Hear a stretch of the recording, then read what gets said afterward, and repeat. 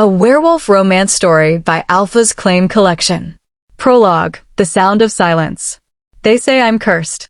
That's the word the priestesses whisper when they think the stone walls are thick enough to hide their voices. They say cursed. Like I'm tainted. Like I'm wrong in a way that can never be made right. Like I'm something that should have been drowned at birth instead of locked away for 15 years. The dead have louder voices than the living. That's what nobody tells you when they exile you to the sacred abbey of Moonrest Pack, when they lock iron doors behind you and tell you it's for your own good, for the Pack's protection, for the preservation of holy bloodlines that stretch back 1,000 years. They don't tell you that silence becomes impossible when you can hear every soul that's ever walked these halls. Every priestess who died in service. Every Omega sacrificed to ensure good harvests. Every child who couldn't survive their first shift. They're all here, pressing against the veil between worlds, desperate to be heard, to be remembered, to matter. And I'm the only one who can hear them. My name is Vera Silvercrest, 22 years old today. And for 15 of those years, I've watched the harvest moon rise from behind sacred windows while every other wolf in Moonrest Pack ran free beneath her light. 15 years of being locked in this abbey.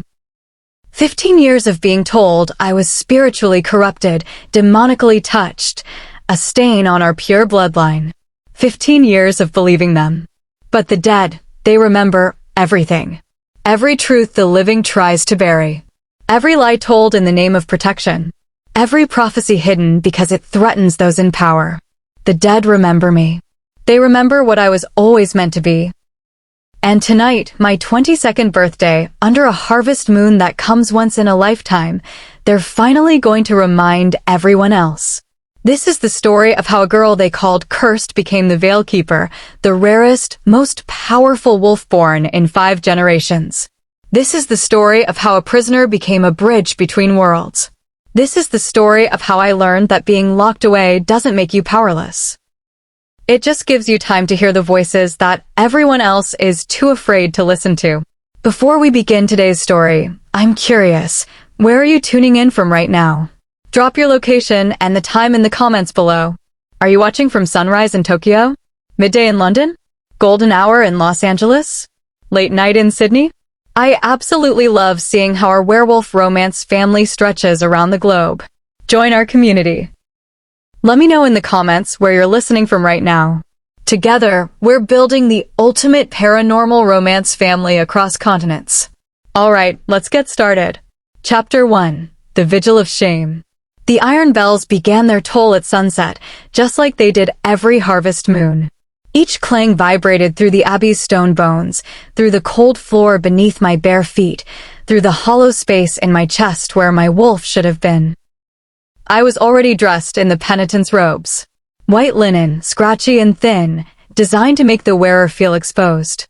Vulnerable. Less than. Not because I was afraid. Fear had died somewhere around year 3 of this ritual. I was waiting because that's what you do when you're powerless. You wait. You endure. You survive. Up, High Priestess Selene commanded, her voice as cold as the mountain springs that fed the abbey's wells. The congregation is assembled. I stood slowly, my muscles protesting. 15 years in the abbey didn't leave much room for the kind of exercise wolves needed, though I did what I could. Stretches in my narrow cell. Meditation that sometimes felt like my only grip on sanity. Small rebellions against a body that wanted to fade away. Selene stood in the doorway, backlit by torches from the corridor. She was beautiful in the way that ice sculptures are beautiful, all sharp edges and calculated grace, no warmth, no mercy. Her silver hair, despite being only 43, was pulled back in the severe style of the priestesshood, emphasizing the angles of her face. Her eyes, pale blue like winter sky, assessed me with the same cold disappointment they always carried. "You look thinner," she observed, though there was no concern in her voice. "Good. Less of you to be seen." I said nothing. Speaking during the ritual only made it worse. She stepped aside, gesturing for me to precede her down the narrow corridor. I moved past her carefully, keeping my eyes down, my shoulders hunched. 15 years had taught me to make myself small, invisible, insignificant.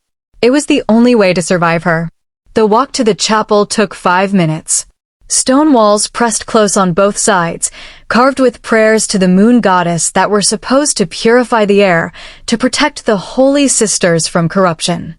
From me. I could hear them already. The pack gathering for the harvest moon run. My stomach twisted into familiar knots. Sister. The voice whispered from the stones themselves. I didn't flinch. Didn't react. Never react where Celine could see. Sister, he's coming. The Shadow Alpha. He sees you. What did you say? Celine's voice was sharp. I hadn't realized I'd stopped walking. Nothing, High Priestess. You spoke. I didn't. Her hand cracked across my face, the sound echoing off stone. Pain bloomed across my cheek, familiar and almost comforting in its predictability. Do not lie to me, child. I heard you mumbling. Communing with your demons again. They're not demons, I wanted to scream. They're wolves who died scared and alone, and they just want to be remembered. They're victims of the same cruelty that locked me here. But I said nothing. Just pressed my hand to my burning cheek and kept walking. We emerged into the grand chapel, and I felt every eye turn toward us. Toward me. The pack had assembled. Nearly 300 wolves in human form, all dressed in ceremonial hunting leathers they'd shed once the shift took them. Children darted between adults, their excitement palpable. Young wolves who'd recently experienced their first shifts compared notes, their voices bright with pride. And then there was me. The cursed one. The shame of the Alpha's bloodline. The spiritually corrupted daughter locked away so others wouldn't have to see the evidence of the moon goddess's rejection. Celine guided me to my place, the penitent's circle. A cage, really, though they called it a sanctuary. Iron bars forming a circle barely 6 feet across, elevated on a platform so everyone could see me, but separated enough that I was clearly not part of the pack. A display. A warning. A reminder of what happened when you were born wrong. Stand here, Celine commanded. Hands at your sides. Head down. You know the ritual. I took my position, my fingers curling into fists at my sides where no one could see. Alpha Marcus, my father, though he'd stopped acknowledging that relationship the day my mother died, stood at the center of the chapel on the true Alpha's platform. He was a large man, powerful even in his 50s, his gray-streaked blonde hair still thick, his wolf still strong. He'd been a good father once, I thought. Before Mama died bringing me into the world. Before Celine, her own sister, convinced him I was the reason. Before he decided it was easier to lock me away than to love me. Beside him stood Isolde, my half-sister. Celine's daughter from her first mating and everything I wasn't. Beautiful where I was plain. Confident where I was broken. Blessed with a powerful wolf where I was cursed with visions of the dead and no shift at all. She caught my eye and smiled. Not kindly. Look at her. Isolde's voice carried across the chapel, pitched just loud enough for those nearby to hear, but soft enough to maintain plausible deniability. Poor Vera. Another harvest moon. Another reminder that even the moon goddess has limits to her mercy. Laughter rippled through the younger wolves around her. I kept my eyes down, kept my breathing steady, kept my face blank. Enough. Alpha Marcus's voice cut through the chatter. We have a ritual to complete. The moon rises in 1 hour. He gestured, and 5 young wolves stepped forward. All around age 13, the typical age for first shifts. Their parents watched with pride. The pack watched with anticipation. No one watched me. I was furniture. Background. The cautionary tale they'd already learned. Tonight, you become true members of Moonrest Pack, Marcus continued, his voice carrying the weight of ceremony. You will run with us under the harvest moon. You will hunt. You will howl. You will know the joy of your wolf form and the strength of your pack bonds. This is your birthright. This is your blessing. The young wolves beamed, and something inside me, something I usually kept locked down as thoroughly as my body was locked in this cage, twisted with bitter longing. I'd never had that. Would never have it. Because I was cursed. Or so everyone believed. The ceremony continued with traditional words and ritual movements I'd memorized from years of watching. But something felt different tonight. Wrong. Or maybe right in a way I didn't understand.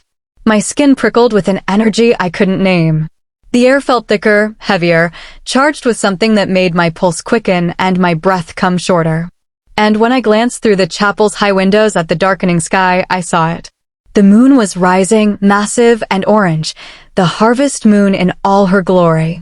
But there was something else. Something watching from the tree line beyond the abbey walls. A presence.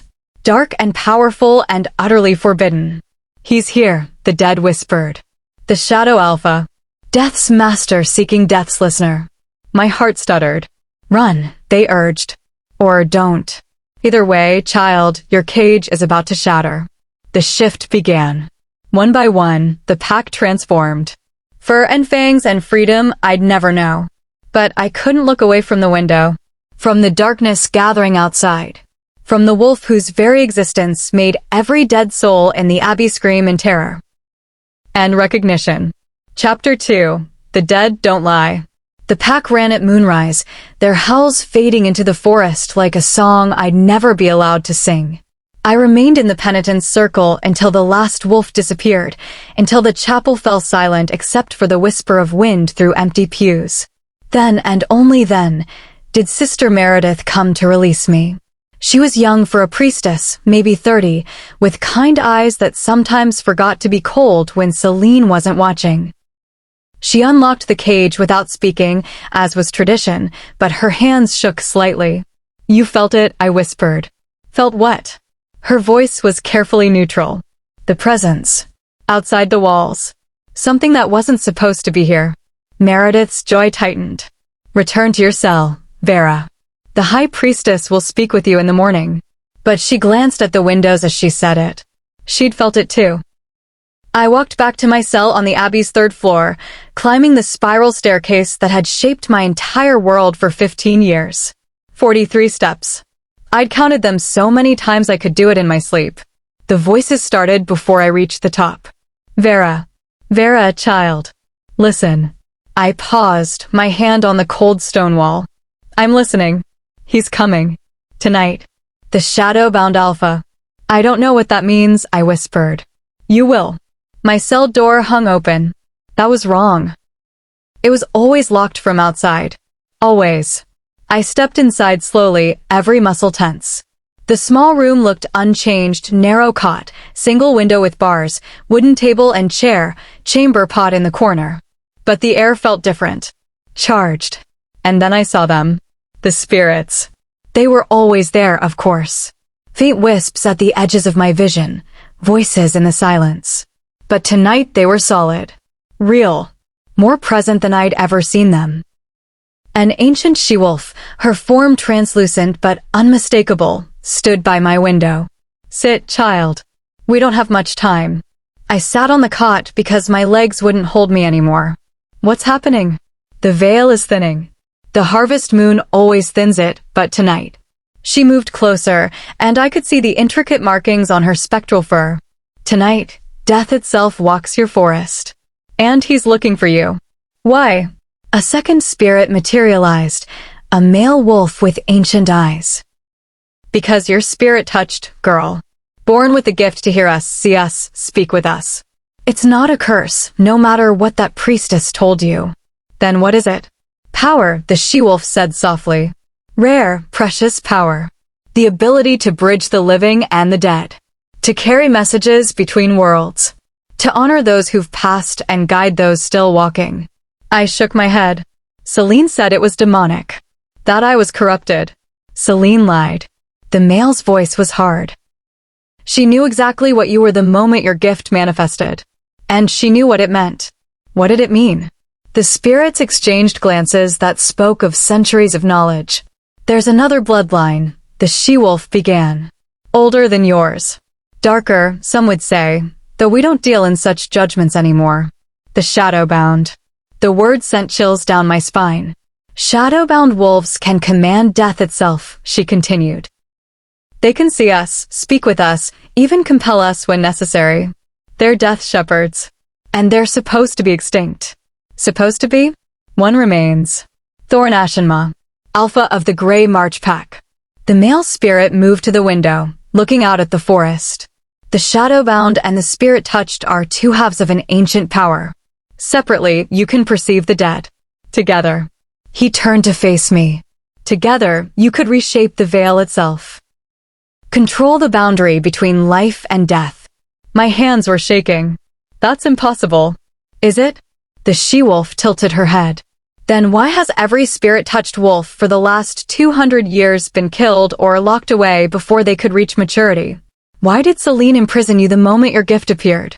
Why did she tell your father you were cursed when she knew the truth? What truth? That you're prophesied, child. Spirit-touched and shadowbound, if they ever mate, if they ever combine their powers, they would create wolves who walk between worlds. Wolves who can't be controlled by traditional pack structures. Wolves who answer to neither the living nor the dead, but to something greater. I pressed my hands to my face, trying to breathe through the panic rising in my chest. This is insane. It's happening, the male said bluntly. The Shadowbound Alpha felt your presence tonight. During the ritual, when you touched the veil to hear us, he felt it. And now he's coming. To kill me. To claim you. The word hung in the air like smoke. No, I whispered. That's not possible. I'm locked away. I'm cursed. I don't even have a wolf. I've never shifted. You've never shifted because suppressing your gift suppressed your wolf, the she-wolf said gently. The two are connected. You can't be whole until you accept both. A sound echoed from below. Footsteps. Multiple sets, moving fast. The spirits began to fade. Wait, I called. What do I do?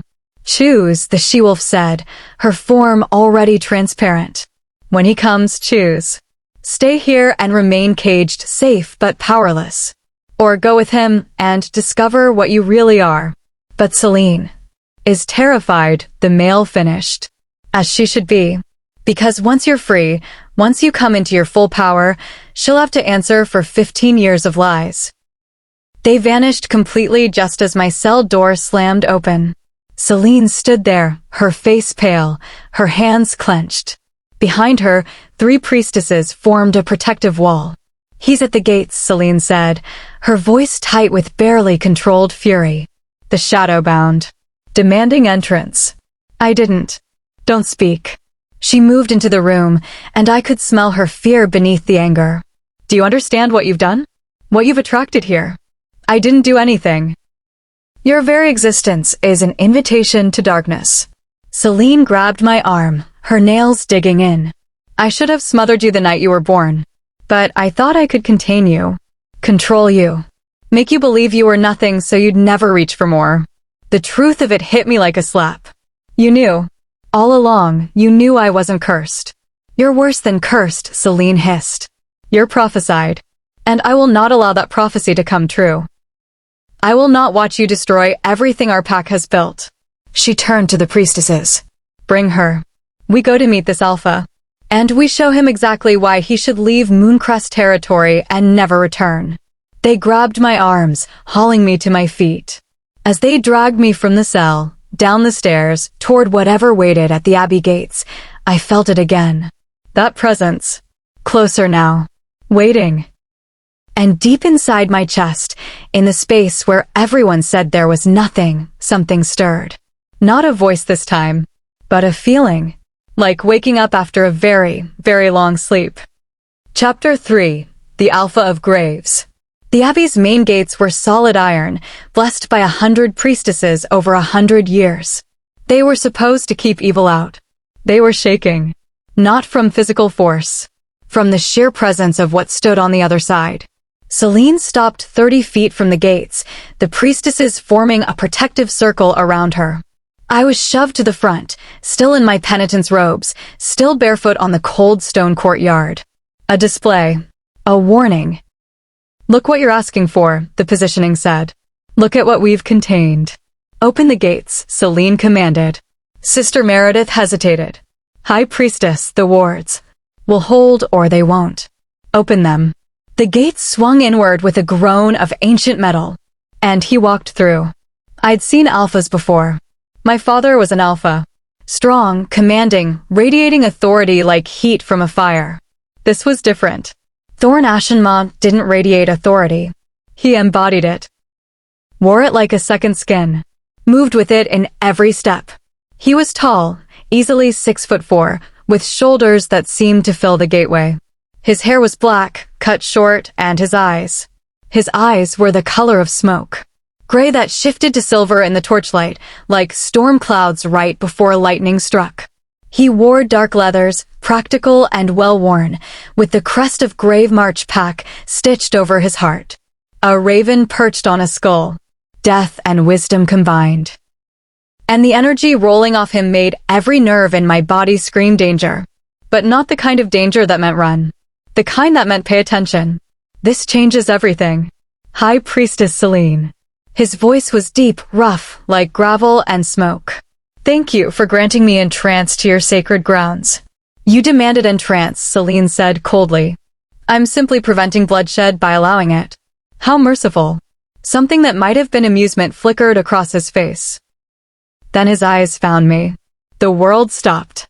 I felt it slam into place like a physical thing. A connection, a pull, something that reached from my chest to his and yanked tight. Mate bond. The term exploded in my mind. Knowledge I'd learned from overheard conversations, from books smuggled into my cell by kind-hearted novices, from whispered pack gossip. Mate bond. The moon goddess's blessing. The rarest, most sacred connection two wolves could share. And it had just snapped into place with the most feared alpha in 5 territories. His eyes widened slightly. He felt it too. Impossible, Selene breathed. Not impossible, Thorne said, not taking his eyes off me. Inevitable.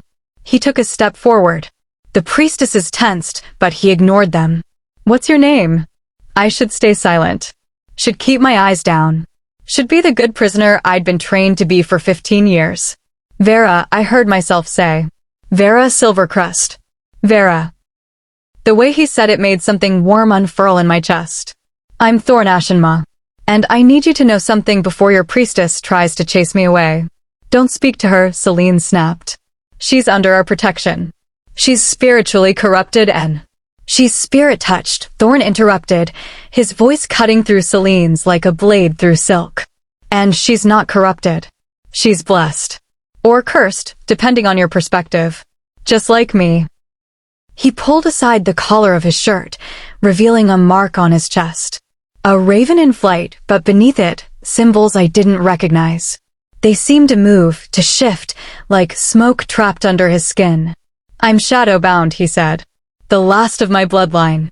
I can feel every wolf who's ever died in service to my pack. Can speak with them.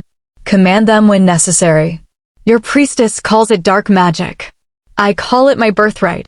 Get out, Selene said. You have no business here. I have every business here. Thorne's eyes remained locked on mine. Because I felt her. Tonight, during your ritual. I was running with my pack 200 miles away, and I felt a presence touch the veil. Felt a spirit-touched wolf wake up for the first time in generations. And my dead, every single one of them, led me here. To her. She's not for you, Selene said. That's not your choice. For the first time, Thorne looked at Selene, and his expression was ice. It's hers. He turned back to me. Vera, I know this is overwhelming. I know you've probably been told your whole life that what you are is wrong. Dangerous. Cursed. Yes, I whispered. It's not. I promise you, it's not. He took another step closer, and the priestesses moved to block him. He stopped, but didn't retreat. I lead a pack called Grey March. We're built on sacred burial grounds. We honor the dead, speak with them, learn from them. Every wolf in my pack has some gift that traditional packs fear. Healers who can sense death before it comes. Seers who dream of those who've passed. Wolves who can find lost souls and guide them home. Heretics, Selene spat. Survivors, Thorne countered. Wolves who were cast out, locked away, told they were broken because they were different. We found each other. Built something new. Something that doesn't fear death but embraces it as part of the cycle. He looked at me again, and I could see something in his eyes. Understanding. Recognition. Like he knew exactly what 15 years in a cage felt like. I'm invoking the ancient right of recognition, he said. Gasps rippled through the priestesses. You can't, Selene said, but her voice had lost some of its certainty. I can and I am. Thorne's voice carried absolute conviction. Pack law, moon law, it supersedes even abbey authority. If a mate bond is recognized, if both parties acknowledge it, no pack can prevent the claiming. He knelt, right there in the courtyard, dropping to one knee before me. An alpha kneeling. Vera Silvercrest, he said formally. I, Thorne Ashenmaw, alpha of Grey March Pack, recognize you as my true mate. The moon goddess has bound us. I feel it. Do you? Every eye turned to me. Say no, Celine's expression commanded. Say no and this ends. You stay here, stay safe, stay contained. But the spirit's words echoed in my mind. Choose. Stay here and remain caged, safe but powerless. Or go with him and discover what you really are. I looked at Thorne. At this alpha who commanded death itself. Who'd traveled 200 miles because he'd felt me wake up. Who was kneeling before a prisoner in a threadbare robe like she was something precious. Yes, I whispered. I feel it. Celine's face went white. No, absolutely not. She's not of age to make this choice. I'm 22, I said, finding my voice. I'm of age. She's been declared spiritually unfit, Celine tried again. She can't enter into a mate bond. She's standing right here, Thorne said, rising to his feet. And she just acknowledged the bond. That's all pack law requires. I won't allow this, Celine said, and her voice had taken on a dangerous edge. You have no idea what you're asking for, Alpha Ashenmaw. This girl isn't just spirit-touched. She's prophesied. She's everything I've been looking for my entire life, Thorne finished. A shadowbound and a spirit-touched. Together, we're complete. Celine's hands clenched into fists. Together, you're dangerous. The last time our bloodlines merged, they nearly toppled every pack structure in the Northern Territories. They created wolves who answered to no alpha, respected no law, served only their own vision of balance between life and death. I locked her away to prevent that. And I'll kill you both before I let it happen again. The threat hung in the air like poison. Thorne didn't flinch. Then make your attempt, priestess. But know that I don't come alone. He raised his hand, and the air behind him shimmered. Spirits materialized. Not the faint wisps I usually saw, but solid forms. Dozens of them. Ancient wolves, their eyes glowing with borrowed life, their forms held together by Thorne's power. My dead stand with me, Thorne said quietly. And I suspect, if you asked her, Vera's dead would stand with her too. He was right. I could feel them gathering, the spirits I'd spoken with my whole life, pressing against the veil, waiting. Ready to fight for me if I called them. For the first time in 15 years, I didn't feel powerless. Celine saw it in my face. The change. The shift. 7 days, she said abruptly. What? A trial period. 7 days. You take her to Grave March. Let her see your pack, your way of life, your heretical embrace of death magic. If, after 7 days, she chooses to return, you'll never contact Moonrest again. You'll leave her here in peace. And if she stays? Thorne asked. Then the mate bond is recognized. She's yours. And may the moon goddess have mercy on us all. Thorne looked at me. It's your choice, Vera. Always your choice. But I promise, if you come with me, you'll be free. No cages. No chains. No more being told you're cursed when you're actually blessed. Free. The word echoed in my chest like a prayer. I looked at Celine, at the aunt who'd locked me away for 15 years. Who'd let me believe I was broken when she'd known the truth all along. Then I looked at Thorne. At the mate I'd never thought I'd have. The wolf who'd crossed territories because he'd felt me wake up. Okay, I said. 7 days. Thorne smiled, and it transformed his whole face. Then let's go home. He held out his hand. And I, prisoner, cursed one, caged bird, took it. Behind me, I heard Celine's sharp intake of breath. Heard the whispers of shocked priestesses. Heard my father's voice from somewhere in the gathering crowd. Vera, wait. But I didn't wait. I walked through those iron gates on my own 2 feet, my hand in Thorne's, the spirits singing in my wake. For the first time in 15 years, I was leaving my cage. And I was never, ever coming back. Chapter 4. Walking with Ghosts. Grey March territory was nothing like Moonrest. Where my birth pack's lands were neat and ordered, cultivated fields, stone buildings, roads that followed logical paths, Grey March was wild. Ancient. Like the forest had been there first and the pack had simply learned to live within it rather than conquering it. The settlement itself seemed to grow from the earth. Houses built around massive trees, their roots incorporated into foundations. Walkways suspended between branches. Gardens planted on grave sites, flowers blooming from the soil enriched by those who'd passed. It was beautiful and unsettling in equal measure. Because I'd never been outside Moonrest lands. Never been farther than the view from my cell window. Never ridden a horse before tonight or felt wind that wasn't filtered through iron bars. Everything was too much. Too open. Too real. Easy, Thorne said beside me, his hand steady on my back as I swayed slightly in the saddle. We're almost there. Just a bit further. We'd been riding for 3 hours since leaving the abbey, Thorne's pack, 15 wolves who'd accompanied him, forming a protective escort around us. They'd been curious, but not unkind, watching me with expressions that ranged from awe to concern to something that might have been hope. Like I represented something they'd been waiting for. The thought made my chest tight. How are you holding up? Thorne asked quietly. I don't know, I admitted. My body ached in ways it never had before. 15 years in the abbey had left me weak, underdeveloped, struggling with basic physical tasks. Everything hurts. We'll get you fed, rested. Build your strength slowly. And if I can't? If I'm too broken? You're not broken. His voice was firm. You're recovering. There's a difference. A wolf loped alongside us, a younger male with kind eyes. Alpha, the manor's just ahead. Should we prepare the healers? Yes. And have Cook make something gentle. She hasn't eaten real food in. Thorne looked at me. When's the last time you had a proper meal? I tried to remember. The priestesses brought bread and broth. Sometimes vegetables. Prison rations, he said grimly. Right. Cook needs to know she's been malnourished.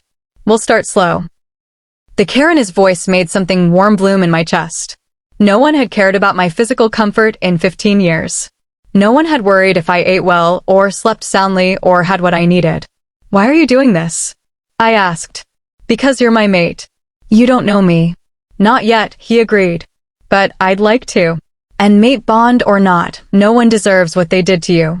Locking a child away for having a gift she didn't ask for, couldn't control, and didn't understand. His jaw tightened. That's not protection. That's cruelty. We crested a hill, and I saw it. The manor. It was massive, built around what had to be the oldest oak tree I'd ever seen. The tree's trunk was wider than most houses, its branches spreading out like protective arms.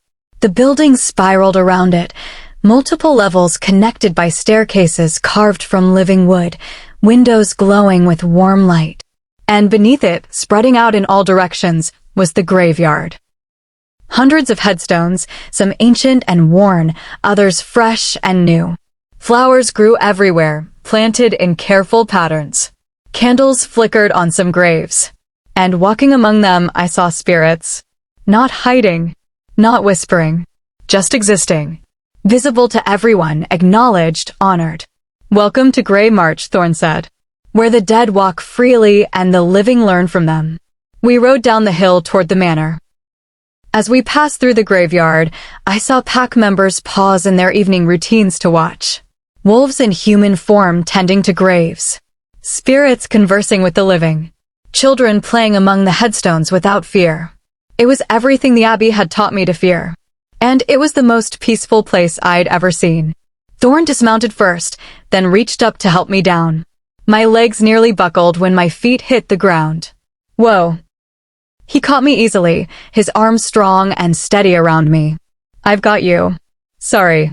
I'm not usually this weak. You're not weak. Your body just isn't used to this. He swept me up into his arms like I weighed nothing. We'll work on building your strength. But for tonight, you rest. I should protest. Should insist I could walk on my own. But exhaustion was pulling at me like a physical weight, and his arms felt safe in a way nothing had felt safe in 15 years. Okay, I whispered. He carried me through the manor's entrance, into a great hall that took my breath away. The tree trunk rose through the center, its branches spreading across the ceiling like natural rafters. Carved into the wood were names. Thousands of them. Every wolf who's ever been part of Grave March, Thorne said, seeing my gaze. When they pass, we add their name to the tree. So they're always part of our home. It's beautiful. It's theirs. They built it. We just maintain it. He carried me up a spiraling staircase that followed the tree's trunk. My quarters are at the top. They're yours now too. Mate bond doesn't require we share space immediately, but I wanted you somewhere safe. Somewhere you could see the sky. He pushed open a door with his shoulder, and I felt tears prick my eyes. The room was enormous, easily 10 times the size of my cell. But that wasn't what made me cry. It was the windows. Floor-to-ceiling windows on 3 sides, looking out over the forest and the graveyard and the sky. No bars. No locks.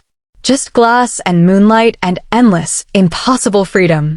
You said you had 1 window in the abbey, Thorne said quietly, setting me gently on a massive bed. I wanted to make sure you'd never feel caged again. He'd done this for me. Before he'd even met me.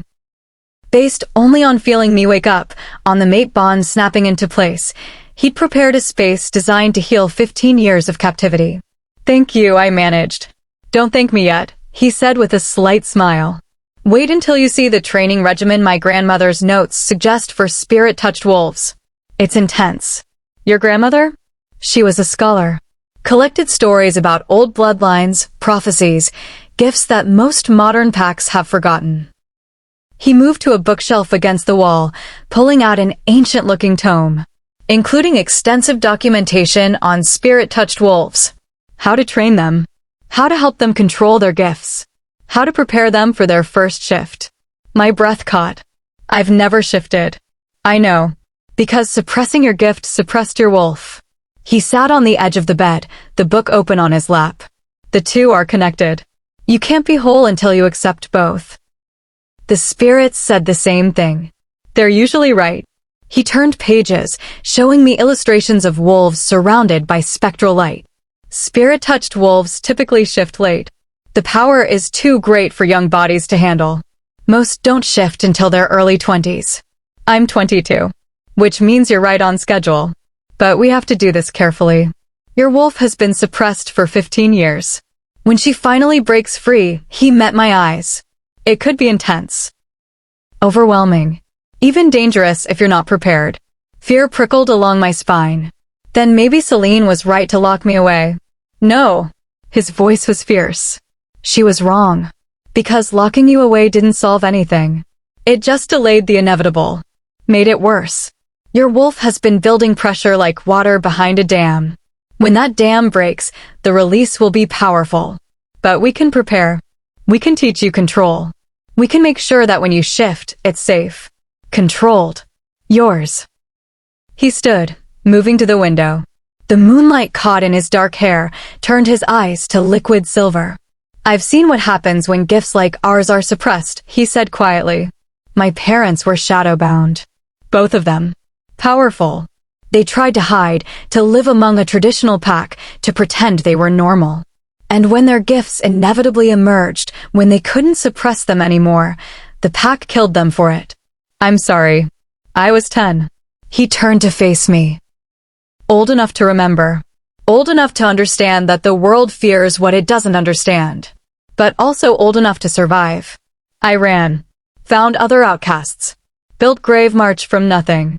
Created a place where wolves like us could exist without fear. He walked back to the bed, kneeling so we were eye level. I don't want you to be afraid of what you are, Vera. I want you to embrace it. To see it as the gift it is. And I want to help you do that. If you'll let me. In his eyes, I saw understanding. Not pity. Not fear. Just recognition. One broken wolf seeing another, and saying you don't have to be broken anymore. I don't know how, I whispered. We'll learn together. He took my hand, his touch warm and solid and real. Starting tomorrow. But tonight you rest. You're safe here. No cages. No priestesses. No one telling you you're cursed. Just you, the sky, and as much freedom as you can handle." He stood to leave, to give me space, but my hand tightened on his. "Stay," I said. "Please. I've been alone for so long. I don't want to be alone tonight." Something soft crossed his face. "Always. Anything you need, Vera. Always." He settled into a chair by the window, close enough that I could see him, but far enough to give me space. And as exhaustion finally pulled me under, as my eyes drifted closed for the first time in a bed that wasn't a prison cot, I heard him speak. "Sleep well, mate. Tomorrow, we start teaching you to fly." And in the space between waking and dreaming, I felt her. My wolf. She'd been silent for so long I'd thought she didn't exist. But she was there, sleeping, waiting, growing stronger with every breath of free air. "Soon," she whispered. "Soon, sister. And when I wake, we show them all what caged moonlight can do." I smiled in my sleep. And for the first time in 15 years, I dreamed not of cages, but of running free. Chapter 5. The Betrayal. 6 days passed like a dream I was afraid to wake from. 6 days of training with Thorne, learning to communicate with my wolf, to feel her presence without fear. 6 days of building strength in my atrophied body, running through the forest, feeling muscles I'd forgotten I had come back to life. 6 days of eating real food, sleeping in a real bed, watching the sky through windows that had no bars. 6 days of falling in love with a wolf who saw me as blessed instead of cursed. We were in the training grounds when the spirits started screaming. Again, Thorne said, circling me in the clearing. "Feel your wolf. Don't force the shift. Just let her know you're ready to meet her halfway." I closed my eyes, sinking into that internal space where my wolf lived. She was stronger now, more present, purring like distant thunder beneath my skin. "Almost," she said. "We're so close, sister." "Just a little more time." "How much time?" I whispered. "Days. Maybe hours. The dam is cracking." A howl shattered the peace. Urgent. Alarmed. Warning. Thorne's head snapped toward the sound, his wolf rising behind his eyes. "Border alert. Someone's crossed into our territory." Who? But I already knew. The spirits were materializing around us, their forms frantic, their voices overlapping in panic. "They're coming. Your pack. Your father. She's brought war." "Celine," I breathed. Thorne's jaw clenched. "It's only been 6 days." She agreed to 7. She lied. The realization hit me like ice water. She was never going to wait. She just needed time to gather forces. More howls joined the first. The Grey March Patrol, calling the pack to arms. "Get to the manor," Thorne commanded, already moving toward the sound. "Lock yourself in our quarters. Don't come out until—" "No." He stopped, turning back to me. "Vera, this isn't a discussion.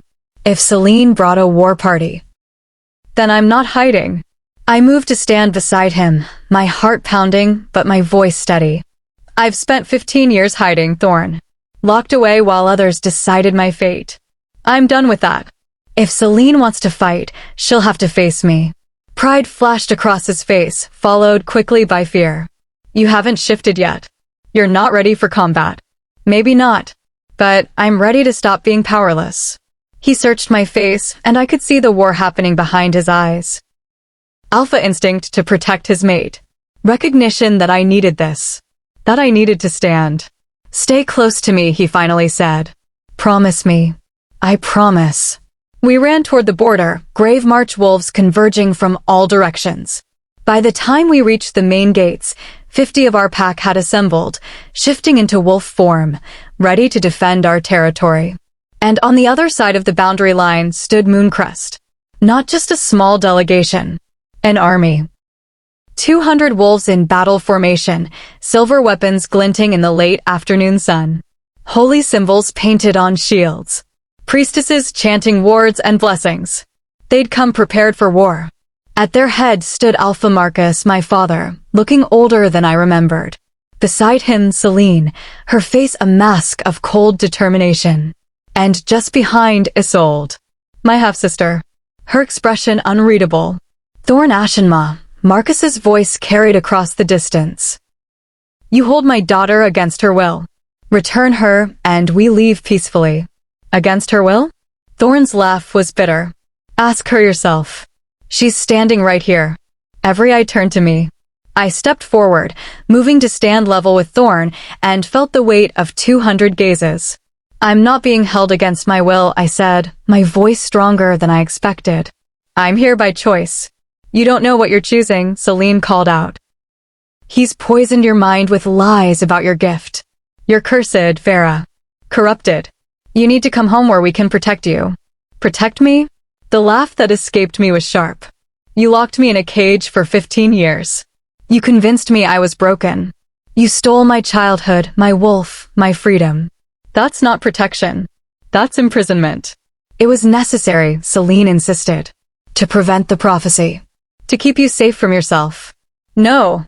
I took another step forward. It was necessary to keep yourself safe. From me. From what I represent. From the truth you didn't want anyone to know. What truth? Marcus asked, and there was genuine confusion in his voice. That you killed my mother. The words rang out across the clearing like a bell. You murdered her because she knew what I was. Because she wanted to protect me. And you've been covering it up for 22 years. Silence crashed down like a physical weight. That's a lie, Celine said, but her voice had lost its certainty. Is it? A figure stepped out from behind us old. Sister Meredith, the young priestess who'd sometimes shown me kindness. In her hands, she held a bundle of letters. Because I found these in the High Priestess's chambers. Letters to dark witches. Payments for murder. Detailed plans for how to stage a death in childbirth. She walked forward, crossing into neutral ground, and handed the letters to Marcus. I'm sorry, Alpha, Meredith said quietly. I should have brought these forward years ago. But I was afraid. We all were. Marcus's hands shook as he read. I watched his face change, watched the color drain, watched understanding and horror and grief crash over him in waves. Celine, he whispered. Tell me this isn't true. They're forgeries, Celine said. Lies planted by the Shadowbound too. They're dated, Marcus interrupted, his voice hollow. 22 years old. Before Thorne Ashenmaw was even Alpha. Before Grey March even existed in its current form. He looked up at her. You killed Lyanna. You killed my mate. I did what was necessary, Celine said, and her mask finally cracked. Lyanna was weak. Sentimental. She wanted to run, to hide the cursed child, to pretend the prophecy wasn't real. But I knew better. I knew what spirit touched and shadow bound together could do. I'd seen the old texts. The warnings. They topple kingdoms, Marcus. They break pack structures. They create chaos. So you murdered my mother, I said quietly. And then you locked me away. Made me believe I killed her. Made everyone believe I was cursed. You are cursed. Celine's composure shattered completely. Your very existence is a threat to everything we've built. Every tradition, every structure, every law that keeps our world ordered. You and him together, she pointed at Thorne. You'll destroy it all. Maybe it deserves to be destroyed, Isolde said. Everyone turned to stare at her. My half-sister stepped forward, her face pale but determined. I helped you, Mother. For years, I helped you keep Vera locked away. I mocked her, belittled her, made sure she knew she was nothing. Because you told me it was necessary. Because you said she was dangerous. Her voice cracked. But I found the letters 3 months ago. I've known the truth for 3 months. And I've been trying to find the courage to speak. To tell Father. To tell anyone. She looked at me, and I saw tears streaming down her face. I'm sorry, Vera. I'm so sorry. You didn't deserve any of this. And I was too much of a coward to help you. Isolde, be silent, Celine commanded. No. Isolde's voice was stronger now. I'm done being silent. I'm done helping you hurt her. Father, she's been lying to all of us. About Vera. About the prophecy. About everything. Marcus looked at Celine like he'd never seen her before. Is it true? All of it. I did what needed to be done, Celine said. And I'll finish it now. She raised her hands, and power crackled between her fingers. Not wolf magic. Something darker. Older. Forbidden. Get down. Thorne shouted, shoving me behind him. Celine's magic exploded outward, a wave of dark energy that slammed into the gray march line. Wolves yelped, falling back. Thorne held his ground, his own power rising to meet hers, shadows coalescing into a shield. "You made a mistake, priestess," he growled. "You brought a war to death's doorstep." He shifted, his wolf erupting in a cascade of smoke and shadow. Massive, dark as midnight, with eyes that glowed like embers in a dying fire. Around us, both packs shifted. Grave March wolves to defend their territory. Moonrest wolves following their alpha's lead, though I could see confusion on many faces. They hadn't expected this. Hadn't expected their High Priestess to attack first. "Vera, run." Thorne's voice in my mind through the pack bond. "Get to safety." But I couldn't move. Because something was happening inside me. The dam that had been cracking for 6 days, the wall between me and my wolf, it was breaking. Not slowly. Not gently. Violently. Pain exploded through my body, radiating from my core outward like lightning in my veins. I fell to my knees, gasping. Now my wolf snarled. "No more waiting. No more cages. Now." "I can't," I gasped. "I don't know how. You don't have to know. Just let go." Around me, the battle raged. I saw Marcus shift, saw him charge toward Celine, betrayal and fury in every movement. Saw Isolde stand her ground, weaponless but unwilling to retreat. Saw Grey March wolves fighting to protect their home while Moonrest wolves fought because they'd been commanded to. And I saw Thorne, powerful and deadly and magnificent, holding back waves of attackers while still trying to shield me. My mate. My alpha. My choice. "Let go," my wolf urged. "Trust me. Trust us. We're ready." So I did. The shift hit me like a tidal wave. Bones breaking and reforming. Skin tearing as fur erupted. My entire body restructuring itself in seconds that felt like hours. But beneath the pain was power. Pure, radiant, overwhelming power that had been caged for 22 years and was finally breaking free. I heard screams. Heard gasps from both packs. Heard Thorne's howl of triumph and recognition. When the shift completed, when I opened my eyes and saw the world through wolf vision for the first time, I understood. I was huge. Larger than any normal wolf, even larger than Thorne. My fur was pure white, glowing faintly like captured starlight. And around me, spirits materialized, drawn by the power radiating from my very being. Not just a few. Hundreds. Every wolf who'd ever died in these territories, all of them appearing at once, called by the spirit-touched wolf who'd finally come into her power. The battle stopped. Every wolf, from both packs, froze. Because I was magnificent. And terrifying. And everything the prophecy had promised. Celine stared at me, her face white with fear. No, this can't. I didn't give her time to finish. I leaped, covering the distance between us in a single bound. My jaws closed around her throat. Not to kill. Not yet. Just to pin. To hold. To make her feel as helpless as she'd made me feel for 22 years. "Vera, no." Thorne's voice in my mind. "Don't kill her. You're better than that." "She murdered my mother," I snarled back. "She caged me. She deserves death. She deserves justice," he said. "There's a difference. And you know it." I looked into Celine's eyes, saw the fear there, the desperation. Saw a woman who'd been so afraid of a prophecy that she'd become the very monster she'd tried to prevent. And I released her. She fell to the ground, gasping, her hands going to her throat. "You're right to fear me," I said, my voice carrying through the pack bond to every wolf present. "Because I am everything you tried to prevent. I am spirit-touched. I am powerful. I am blessed." I looked at the spirits surrounding us, at the hundreds of dead wolves who'd answered my call. But I'm not a monster. I'm not here to destroy pack structures or topple kingdoms. I'm here to protect those who can't protect themselves. To honor the dead while serving the living. To build bridges instead of walls. I turned to my father, still in wolf form, looking at me with something like awe. "The wager is over," I said. "I've shifted. I've proven what I am. Moonrest has no claim on me. I belong to Gravemarch now. I belong to my mate. Thorne moved to stand beside me, his dark wolf against my white, shadow and light combined.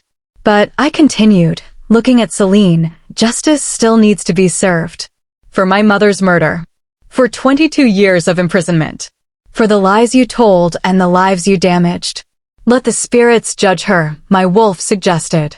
Let them choose her fate. Yes, that felt right. I called them forward, the spirits of every wolf Celine had wronged. My mother, first among them. Dozens of others. Omega wolves she'd deemed spiritually weak and had locked away. Seers she'd silenced. Healers she'd exiled. They surrounded Celine, and she screamed. "What are you doing?" she gasped. "Get them away. They're showing you truth," I said. "Every life you destroyed. Every gift you suppressed. Every wolf you hurt in the name of protecting tradition. The spirits didn't touch her. Didn't harm her. They just stood there, bearing witness, making sure she saw them, acknowledged them, faced what she'd done. And then my mother's spirit spoke. "Bind her," Lioness said, her voice carrying the weight of the grave. "Not with death. With truth. Let her hear us always. Every voice she silenced. Every soul she wronged. Let them speak to her every moment of every day for the rest of her life." The spirits moved as one, and I felt their power combine with mine. Felt spirit-touched magic weave a binding that no mortal could break. Celine collapsed, her hands over her ears, screaming as the voices flooded her mind. "A fitting punishment," Marcus said, shifting back to human form. He looked old, broken, grief-stricken. "For a fitting crime." He turned to me. "Vera, my daughter." His voice cracked. "I failed you. I believed her lies. I locked you away when I should have protected you. Can you ever forgive me?" I shifted back to human form, feeling my wolf settle contentedly beneath my skin. She was there now. Always there. No more suppression.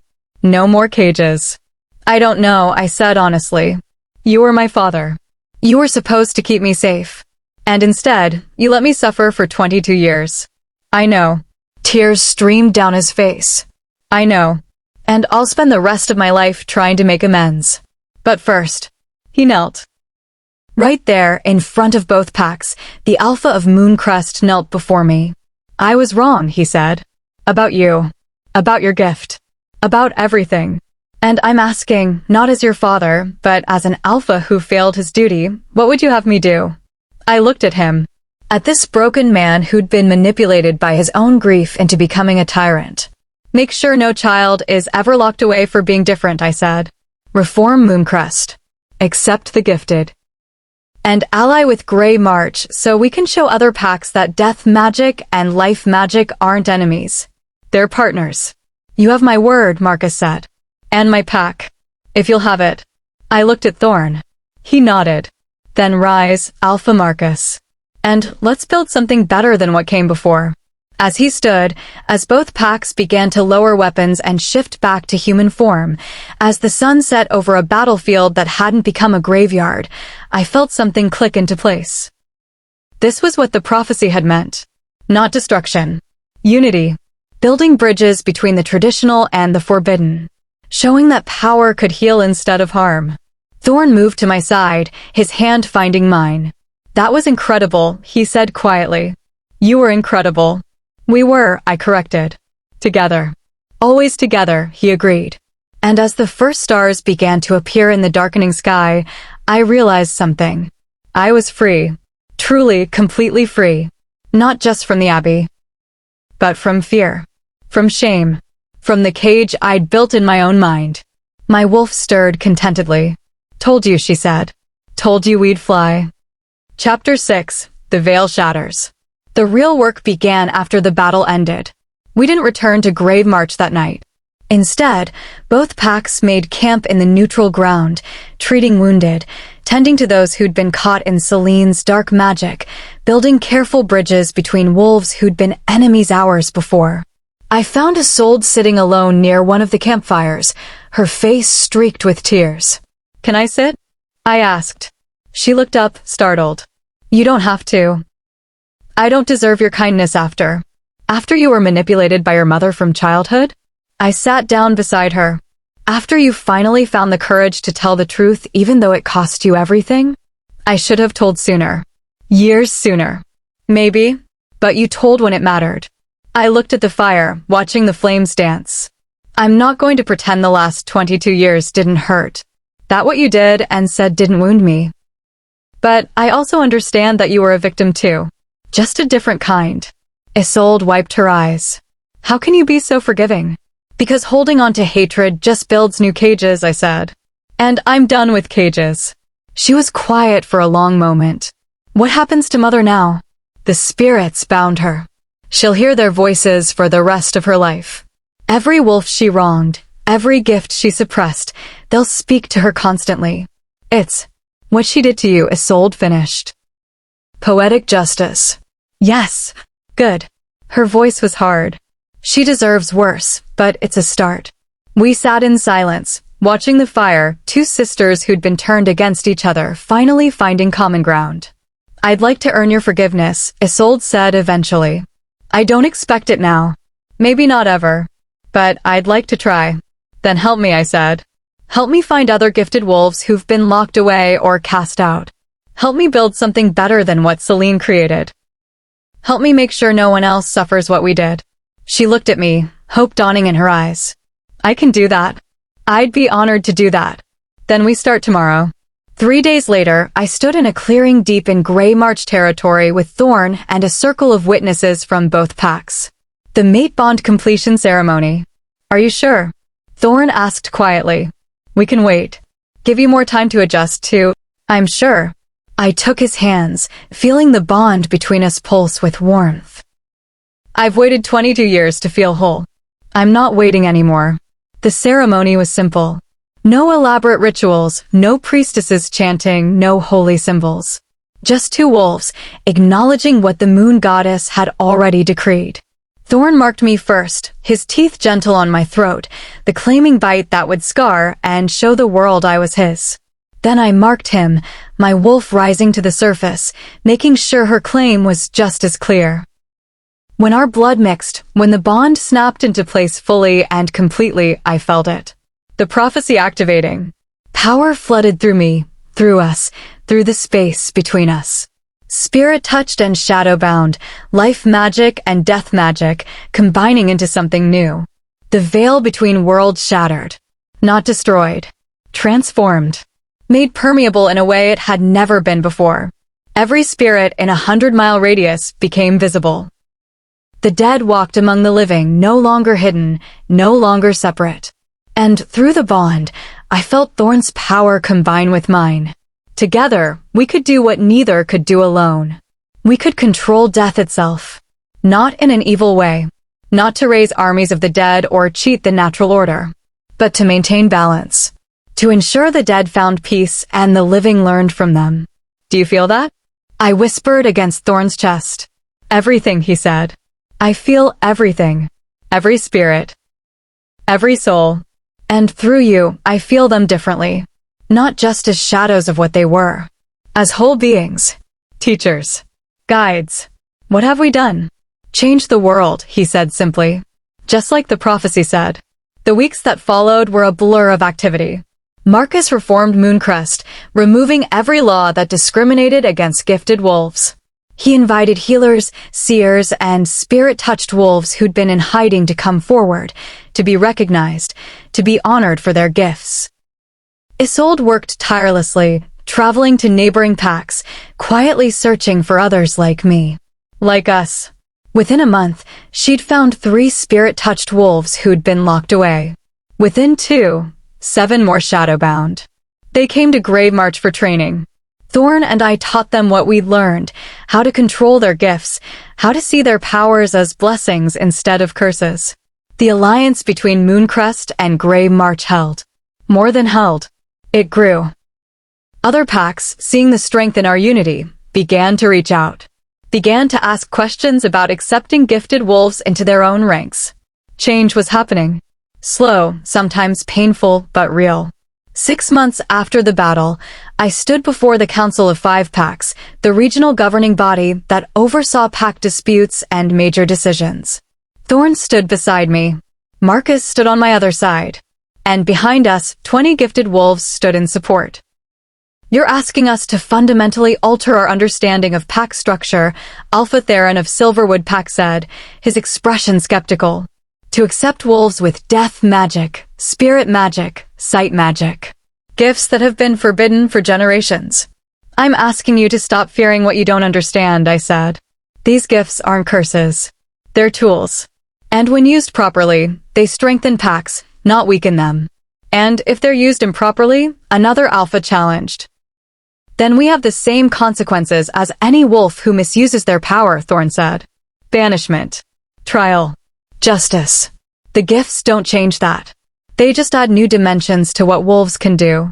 The Veil Keeper speaks truth, a new voice said.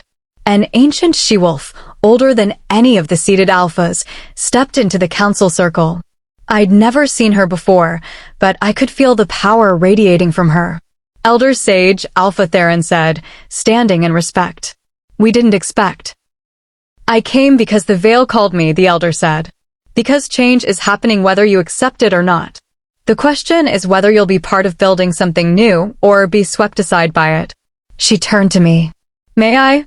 I nodded, not sure what she was asking. She placed her hand over my heart and her eyes widened. As I suspected, the prophecy isn't just fulfilled. It's expanding. The bond between spirit-touched and shadowbound has created a new gift entirely. The ability to truly bridge life and death. To maintain balance. She addressed the council. This is the first time in 1,000 years we've had wolves capable of this. Do you really want to waste it because you're afraid of change? The silence stretched. Finally, Alpha Theron spoke. What exactly are you proposing? A new order, I said. Not to replace pack structures, but to work alongside them. A group of gifted wolves. Spirit-touched, shadowbound, seers, healers, any with gifts that touch death or the veil, who serve all packs. Who maintain balance. Who ensure the dead are honored and the living are protected. And who leads this group? Another Alpha asked. The Veil Keeper, Elder Sage said, gesturing to me. Vera Silvercrest Ashenmaw. And her mate, the Shadowbound Alpha. They are uniquely qualified to bridge worlds. We'd call them the Veil Guard, Thorne added. Neutral. Answerable to the council, but operating across pack boundaries. When disputes involve the dead, or gifts, or the veil itself, they intervene. The Alphas looked at each other. I could see the debate happening in their expressions. Fear warring with curiosity. Tradition fighting change. I call for a vote, Alpha Theron said finally. All in favor of recognizing gifted wolves and establishing the Veil Guard? The vote was close. 4 in favor. 3 against. But it passed. Then it's decided, Alpha Theron said. The Veil Guard is established. Gifted wolves are granted full pack rights and protections. And may the Moon Goddess help us all if we're making a mistake. You're not, I said quietly. I promise you you're not. As the council dispersed, as Thorne pulled me into his arms, as our wolves, gifted, blessed, no longer hiding, celebrated around us, I felt something settle in my chest. Purpose. Real, lasting purpose. I'd been locked away for 22 years, told I was cursed, convinced I was worthless. Now I was going to spend the rest of my life making sure no one else ever felt that way. The prophecy hadn't just given me power. It had given me a reason to use it. Chapter 7. The New Order.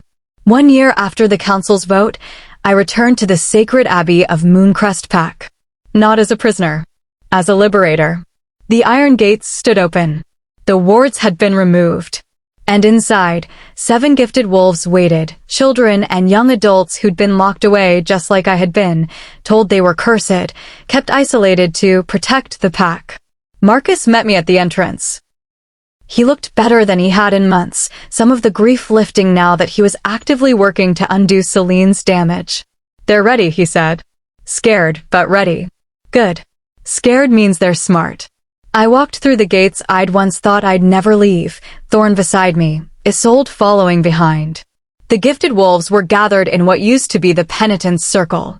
The cage had been removed, but the platform remained, transformed now into a place of honor instead of shame. 7 pairs of eyes watched me enter, ranging from age 8 to 19, all of them showing signs of long-term isolation. Pale skin, thin bodies, eyes that had learned not to hope. I knew those eyes, had seen them in my own reflection for 22 years. "My name is Vera," I said, my voice gentle. "I was locked in this abbey for 15 years because I could hear the dead. They told me I was cursed, corrupted, that I needed to be caged for everyone's safety." I let my wolf rise to the surface, let my eyes shift to their spirit-white glow. They were wrong. I'm not cursed. I'm blessed. And so are all of you. A young girl, maybe 10, raised her hand tentatively. "Are you going to take us away?" "Only if you want to go," I said. "You have a choice. You can stay here in Moonrest. Marcus has reformed the pack, removed all laws that discriminate against gifted wolves. You'd be safe, honored, free to develop your gifts." Or, a teenage boy asked, "Or you come with me to Grey March. We have a training center for gifted wolves. You'd learn to control your powers, to see them as gifts instead of curses. You'd be part of the Veil Guard, serving all packs, maintaining balance between life and death." "But we'd be free?" the girl asked. "No more cages?" "No more cages, I promised. Ever. No matter which option you choose." They looked at each other. Silent conversations happening in glances and small gestures. The language of children who'd learned to communicate without speaking because speaking drew punishment. "I want to come with you," the teenage boy said finally. "I want to learn. I want to be like you." "Me too," the girl added. One by one, they all chose. All 7. "Then pack what you need," I said. "We leave in an hour." As they scattered to their cells, Isolde moved to stand beside me. "This is the 5th abbey we've cleared," she said quietly. "How many more do you think there are?" "Too many," I admitted. "But we'll find them all. Every gifted wolf who's been locked away, we'll find them. Free them.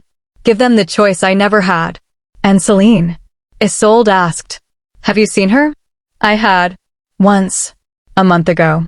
She was kept in a single room in the abbey's lowest level. Not locked in, she could leave any time she wanted. But she never did. Because everywhere she went, the spirits followed.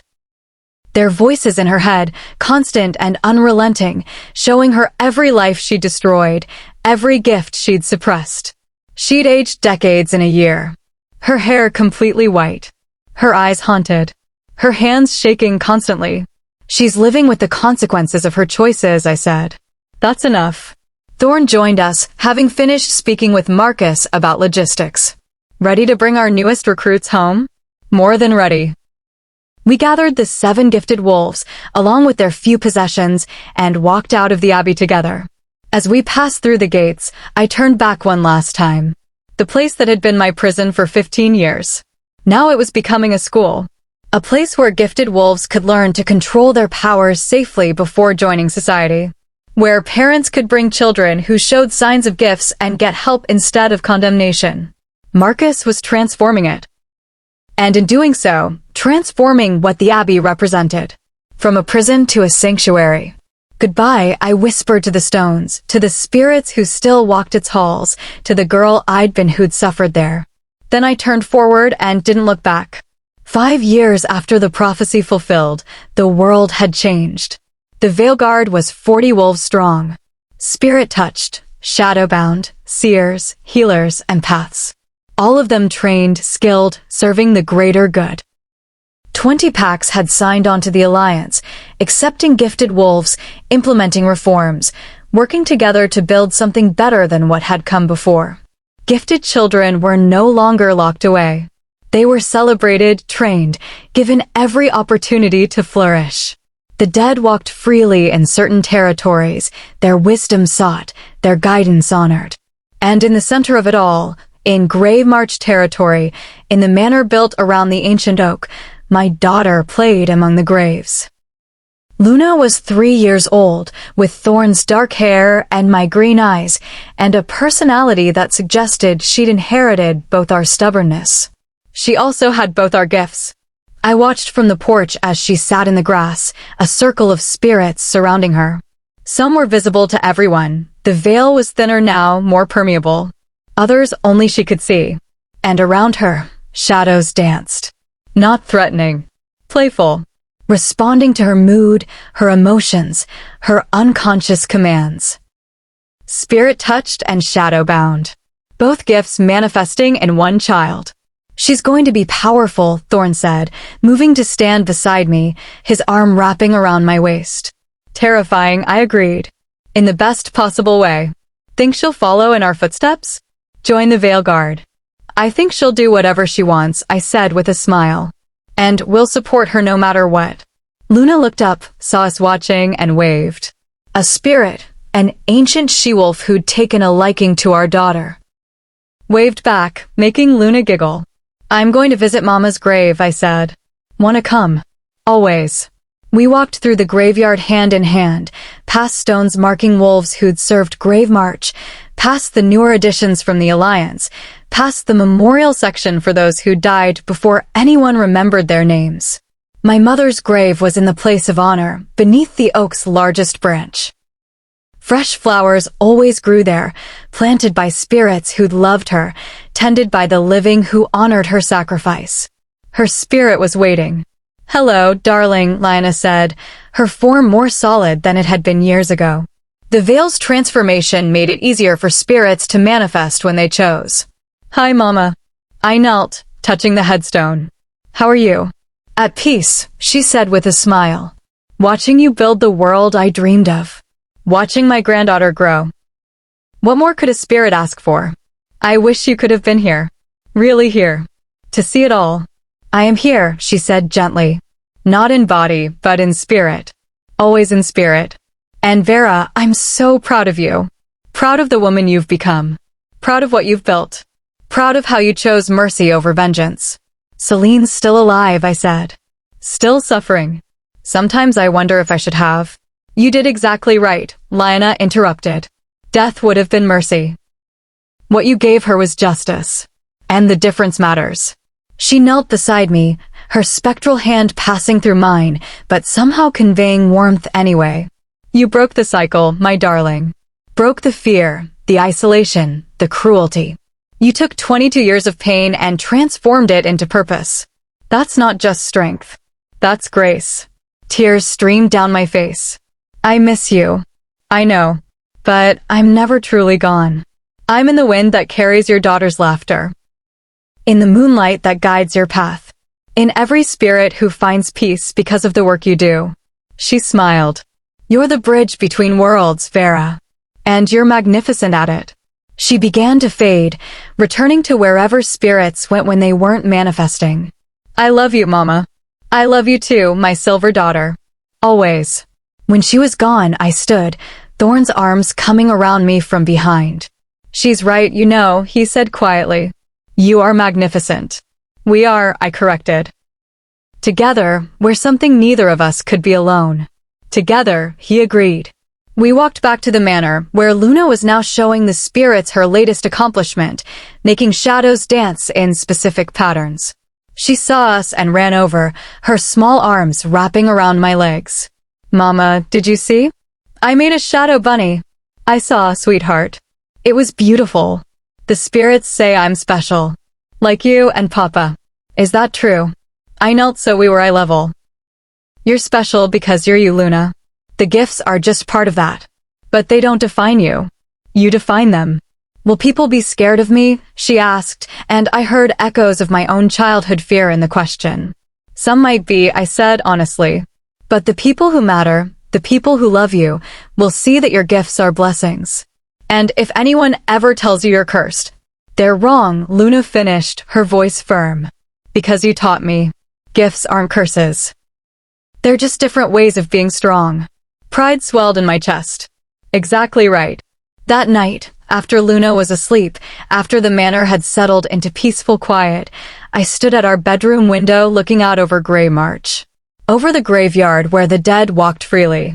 Over the training grounds where gifted wolves learned to control their powers. Over the alliance that stretched across territories, connecting packs that had once been enemies. Over the world I'd helped build. What are you thinking? Thorne asked, joining me at the window. That they used to call me cursed, I said quietly. That for 22 years, I believed them. Believed I was broken. Wrong. Something that should have been hidden away. And now I know the truth. I turned to face him, my mate, my partner, my choice. I was never cursed. I was caged. And the moment I broke free, the moment I accepted what I was instead of what they told me I was, everything changed. I looked back out the window at the moon rising full and bright over Grey March. The dead whisper still, I said. But now I whisper back. And together, we're building something beautiful. Something that honors both the living and the dead. Something that makes sure no one is ever locked away for being different again. Thorne's arms wrapped around me from behind. You did that. You built that. We built it, I corrected. All of us. The Veilguard. The Alliance. Every gifted wolf who chose to come out of hiding. Every spirit who chose to guide instead of haunt. Every alpha who chose change over tradition. But you started it, he insisted. You were the first. The one who showed it was possible. Maybe. But it didn't matter who started it anymore. What mattered was that it existed. That the world was better than it had been. That children like Luna would grow up celebrated instead of caged. That was enough. That was everything. Epilogue, the bridge between. 10 years later. The Council of 10 Packs, grown from 5, encompassing more territory than ever before, convened in Grey March for the first time. A symbolic gesture. The Death Magic Pack, once feared and shunned, now honored enough to host the most important gathering of alphas in the region. I stood before them, no longer young, no longer uncertain, but something else entirely. Confident. Powerful. At peace. Beside me stood Luna, 13 years old now, preparing for her first shift, already showing signs of the incredible wolf she'd become. The Veilguard reports, I began, my voice carrying across the Grand Hall, that death magic crimes are down 70% over the last decade. Gifted wolves are being integrated successfully into pack structures across all territories. And for the first time in recorded history, we've gone an entire year without a single gifted child being locked away or executed. Murmurs of approval rippled through the alphas. This is the world we've built together, I continued. Not perfect. Not without challenges. But better. So much better than what came before. Alpha Theron, now elderly but still sharp, stood. The Council recognizes the Veilkeeper's service. The Alliance stands strong because of your leadership, Vera. And on behalf of all packs, we thank you. The applause was genuine. Warm. A far cry from the fear and suspicion I'd faced 10 years ago. After the meeting, after the formalities were complete, I found myself walking through the graveyard with my daughter. Mama, Luna said, do you ever regret it? The years in the abbey? What Celine did? I considered the question. I regret the pain, the isolation, the fear. But the experience itself? No, because it taught me compassion. Taught me to recognize suffering in others. Taught me that surviving doesn't make you weak, it makes you strong. The kids at school sometimes ask if I'm scared, Luna said. Of my gifts. Of being too powerful. Are you? Sometimes. But then I remember what you told me. That power isn't scary. How you use it is what matters. Wise girl. We stopped at my mother's grave. Luna had never met her grandmother in life, but they spoke regularly through the veil. Lionna's spirit appeared, smiling at her granddaughter. Hello, little moon, she said. Ready for your first shift? Nervous, Luna admitted. That's normal. But you're not alone. You have your parents, your pack, and all of us on this side. We're all here to support you. Grandma, Luna said hesitantly, do you think the prophecy is done? Mama and Papa fulfilled it. They changed the world. Is there more? Lionna looked at me, then back at Luna. The original prophecy is fulfilled. But prophecies aren't endings, sweet girl. They're beginnings. Your parents started something. Your generation will continue it. And your children will take it further still. So it never really ends? Change never ends, I said. We just keep building. Keep improving. Keep making sure the next generation has it better than we did. Luna nodded, processing. Then, being 13 and easily distracted, she ran off to practice her shadow manipulation with some of the younger Veilguard members. I remained at the grave, Lina's spirit beside me. She's going to be extraordinary, my mother said. She already is. Like her mother. I smiled. I'm just doing what you taught me, Mama. Even if you weren't there to teach it directly. You showed me that love is stronger than fear. That sacrifice can change the world. That being different isn't a curse. It's a gift. And you took that lesson and built an empire of compassion, Lina said. I couldn't be prouder. Thorne found me there, as he always did when I needed him. Ready for Luna's first shift tomorrow? He asked. Ready as I'll ever be. You. Terrified, he admitted with a grin. Our daughter is going to be more powerful than both of us combined. That's exciting and absolutely horrifying. She'll be fine. She has us. The pack. The Veilguard. Everyone. She has everything we didn't, he said quietly. Freedom. Support. Acceptance from day one. That was the point, I said. Breaking the cycle. Making sure our children never suffer what we did. We stood together, watching the sun set over Grave March, over the graves, over the world we'd built. Vera, Thorne said after a while. If you could go back, knowing what you know now, would you change anything? I thought about it. Really thought. About the abbey. The cage. The 15 years of isolation. The pain. The fear. The loneliness. About meeting Thorne. Building the Veilguard. Changing the world. Having Luna. Finding purpose. No, I said finally. I wouldn't change a thing. Because every moment, good and bad, led me here. To you. To our daughter. To this life. Even Celine? Even Celine. She tried to cage the moon, Thorne. And all she did was make the light brighter when it finally broke free. He pulled me close, and we stood there as the stars began to appear. Somewhere in the distance, Luna laughed, playing with shadows and spirits without fear. Somewhere in the abbey, Celine sat alone with the voices of everyone she'd wronged. Somewhere across the territories, gifted wolves walked freely, celebrated instead of caged. And in my heart, I felt complete. They used to say I was cursed. Now they say I'm blessed. But the truth? I'm neither. I'm just a wolf who learned that the only cage that ever really held me was the one I built in my own mind. The dead whisper still. But now I whisper back. And together, we've created something beautiful. Something that will outlive us all. Something worth every year of suffering it took to build. I am Vera Silvercrest Ashenmaw. Veilkeeper. Luna Queen. Bridge between worlds. And I am free. The end. When you cage moonlight, you don't kill its power. You just make it brighter when it finally breaks free. And when it does, it illuminates everything, showing the world what happens when you try to suppress what was always meant to shine.